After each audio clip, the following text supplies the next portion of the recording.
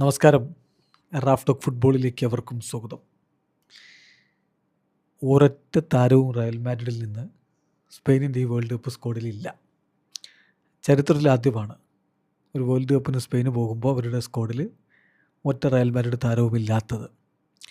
അപ്പോൾ ഇത് സ്വാഭാവികമായിട്ടും സ്ക്വാഡ് പ്രഖ്യാപനത്തിന് ശേഷം കോച്ച് ലൂയിസ് ഡി ലാ ഫ്യൂൻറ്റെയോട് ചോദിച്ചു, നോ റയൽ മാഡ്രിഡ് പ്ലെയർ, എന്താ സംഭവം, എന്തുകൊണ്ടാണ് ഇല്ലാത്തത്? അദ്ദേഹത്തിൻ്റെ മറുപടി, I don't look at any players club. ഒരു കളിക്കാരൻ്റെയും ക്ലബ്ബ് നോക്കിയിട്ടല്ല ഞാൻ സ്ക്വാഡിലേക്ക് എടുത്തത്.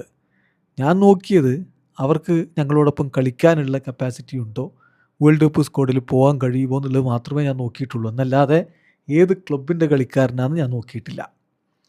അതുപോലെ തന്നെ അവരെവിടെ നിന്ന് വരുന്നു, ഏത് ടീമിൽ നിന്ന് വരുന്നു, ഈ ടീമാണോ മറ്റേ ടീമാണോ, ഇതൊന്നും ഞാൻ നോക്കിയിട്ടില്ല. എനിക്ക് അത്തരത്തിലുള്ള ലോക്കലിസ്റ്റ് മെൻറ്റാലിറ്റി ഇല്ല. ഒരു പക്ഷേ ഫാൻസിന് അതുണ്ടാവും. എനിക്ക് അങ്ങനെയുള്ള ലോക്കലിസ്റ്റ് മെൻറ്റാലിറ്റി ഇല്ല. അതുകൊണ്ട് തന്നെ വേൾഡ് കപ്പിൽ സ്പെയിനു വേണ്ടി മികച്ച പ്രകടനം നടത്താൻ കപ്പാസിറ്റിയുള്ള താരങ്ങളാരോ അവരെയാണ് ഞാൻ സ്ക്വാഡിലേക്ക് എടുത്തിരിക്കുന്നത് എന്നാണിപ്പോൾ കോച്ച് ലൂയിസ് ഡി ലാ ഫ്യൂൻറ്റെ പറയുന്നത്. തീർച്ചയായിട്ടും റയലിൻ്റെ ചില താരങ്ങളെങ്കിലും ചിലർ പ്രതീക്ഷിച്ചിരുന്നു. അത്ര ഉറപ്പൊന്നും ഉണ്ടായിരുന്നില്ല.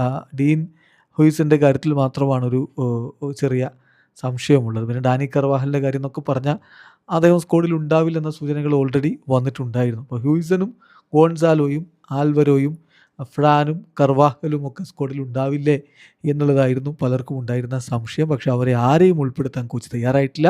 അതിന് കോച്ച് പറഞ്ഞവർ റയൽ താരങ്ങളായതുകൊണ്ടല്ല ഉൾപ്പെടുത്താതിരുന്നത്. ഞാൻ അങ്ങനെ ഏതെങ്കിലും ഒരു താരത്തിൻ്റെ ക്ലബ്ബ് നോക്കി സ്ക്വാഡിൽ എടുക്കുന്ന ആളല്ല. അവരുടെ പെർഫോമൻസ്, അവർക്ക് വേൾഡ് കപ്പിൽ കളിക്കാൻ പറ്റുമോ എന്നൊക്കെ നോക്കിയിട്ടെടുത്ത സ്ക്വാഡാണ് എന്നാണ് ഡി ലാ ഫ്യൂൻറ്റെയുടെ ഒരു വിശദീകരണം. വീഡിയോ അവസാനിക്കുന്ന ഫുട്ബോൾ ലോകത്ത് കൂടുതൽ വിശേഷങ്ങളുമായി റാഫ് ടോക്സ് എത്താം.